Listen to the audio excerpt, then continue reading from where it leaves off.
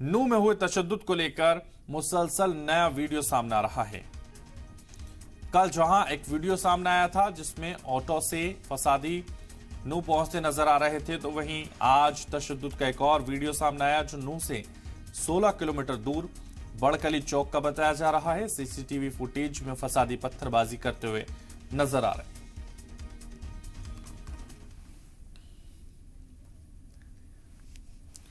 नूह की तस्वीरें आपको दिखा रहे हैं। देखिए, ये तस्वीरें हैं वो जो नूह तशद्दुद का नया वीडियो सामने आया है।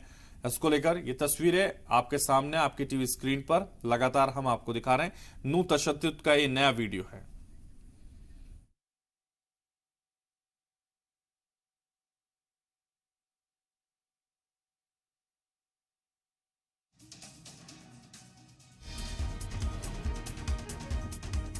तो नूह तशद्दुद का ये नया वीडियो सामने आया है। बड़कली चौक का बताया जा रहा है वीडियो।